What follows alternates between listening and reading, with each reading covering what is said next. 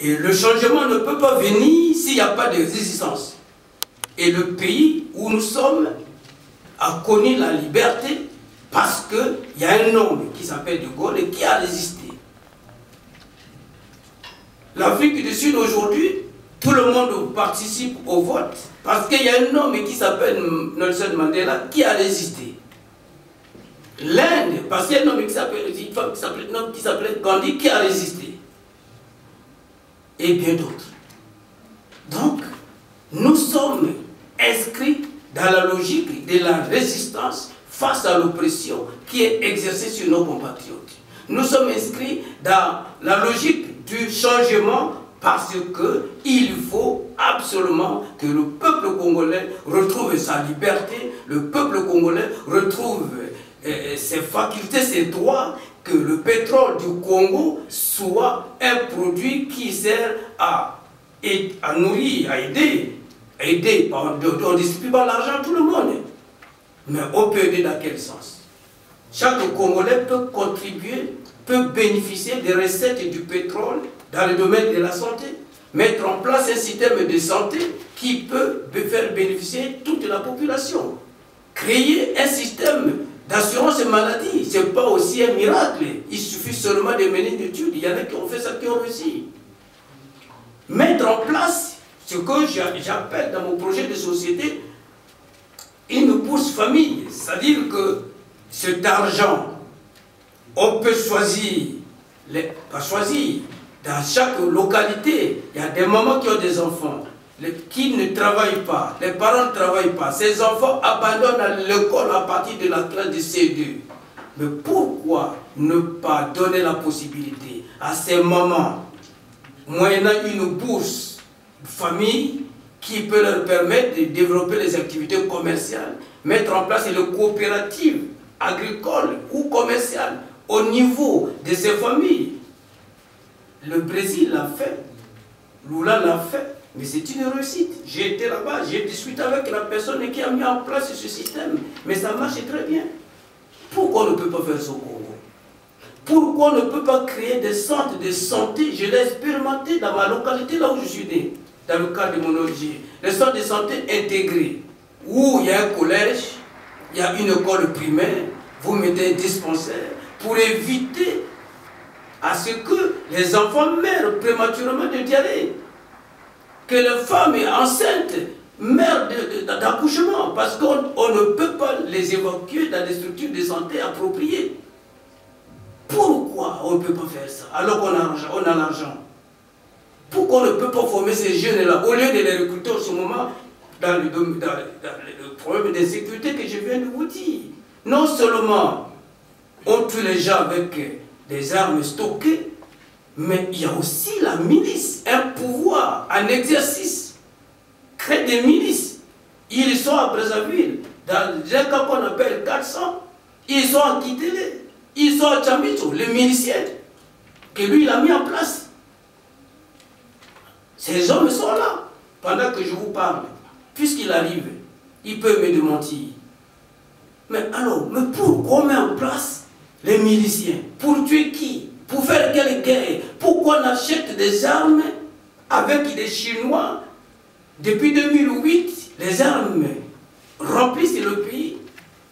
Parce que le pétrole, avec échange de pétrole, les Chinois prennent le pétrole du Congolais pour remplacer par les armes qu'on donne au pouvoir. Mais pourquoi on ne peut pas, avec cet argent, développer le système de santé? S'occuper de l'éducation, parce que l'éducation, la formation, c'est l'avenir du pays. Un pays qui n'a pas... J'étais en Tunisie, il n'y a pas de trilogie, quand je vais là-bas. Mais aujourd'hui, c'est que le président Bourguiba a réussi en Tunisie. C'est sur ces deux domaines, la santé. Vous allez en Tunisie, vous n'avez pas besoin d'aller en Europe pour vous faire soigner. L'éducation, mais ils ont beaucoup de cadres dans tous les domaines. Mais la Tunisie a quoi comme moyen de production, comme ressources naturelles par rapport au Congo? Vous allez dans ces pays, vous voyez les infrastructures, les routes, comment c'est développé, le tourisme, les hôtels, comment c'est construit. Et pétrole. Qu'est-ce qu'on a?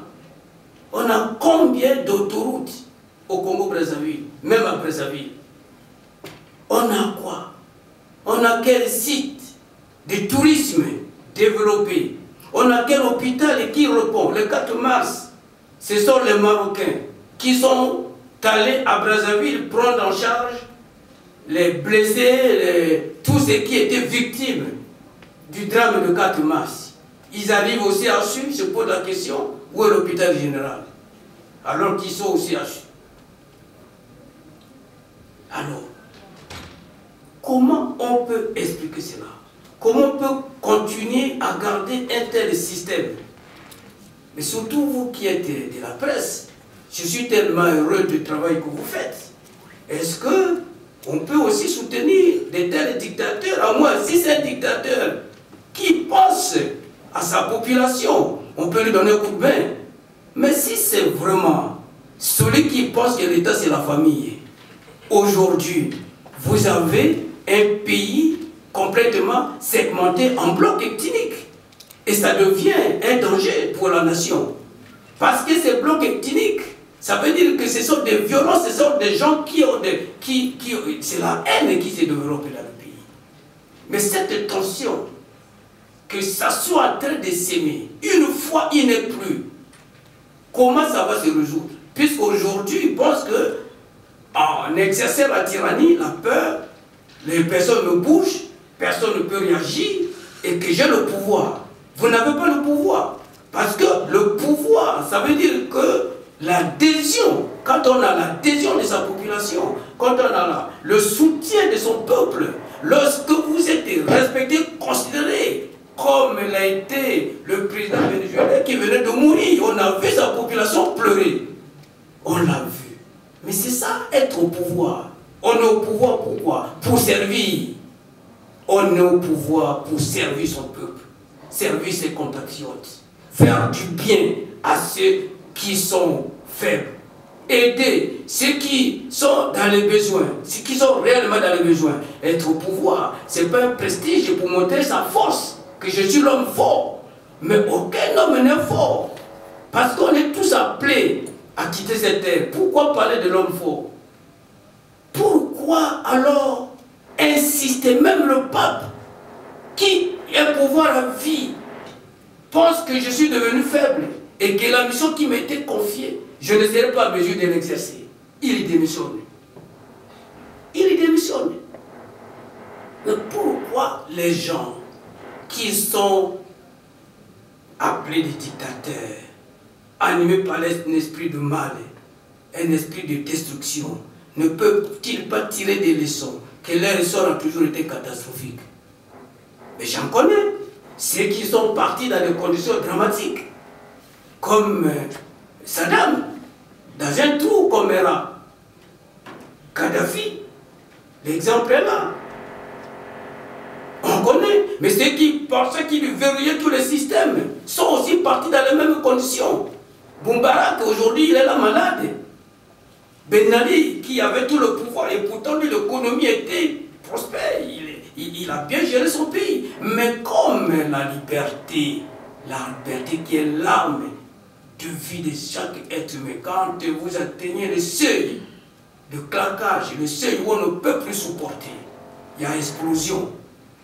Il y a explosion. Cette explosion, elle se fera. Elle aura bien lieu. On en a vu. Il n'y a pas longtemps, son fils spirituel au Centrafrique avait tous les soutiens de l'Afrique. Les militaires africains l'ont entouré. Oui, il est où aujourd'hui? Et pourtant, il avait la force militaire. Abacha a tenu le Nigeria à bras de fer. Il est où aujourd'hui? Et Mobutu aussi, à qui ça se disait, c'est donc l'homme éternel. Il avait déjà la place de Dieu. Il est parti comment? Donc, je pense que pour éviter que le Congo soit dans le chaos demain, parce que effectivement, c'est prévisible, lorsqu'on prend l'armée, les généraux qu'on peut nommer, ce sont ceux qui te sont favorables. alors que vous avez un pays qui a beaucoup de cadres, des militaires formés, qui exercent leur métier.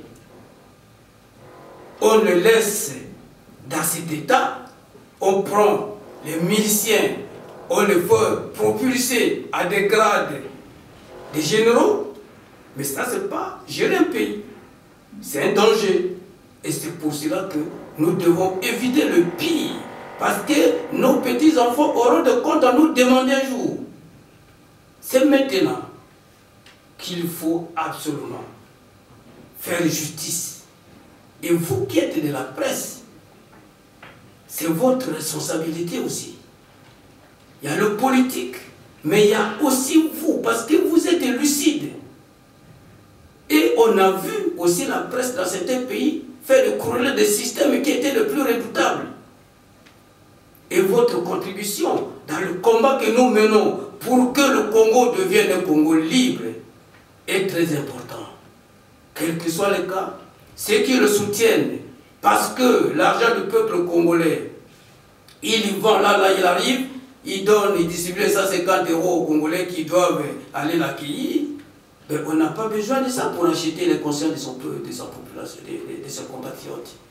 C'est une adhésion, ce n'est pas un achat de conscience. Ça ne peut pas être le contraire. Alors c'est pour cela que moi je pense que c'est le temps de changement. Pourquoi le changement? Parce que le bilan que je dois vous faire, puisqu'on va creuser ça dans vos questions. Et le bilan étant celui que je viens de vous présenter, il faut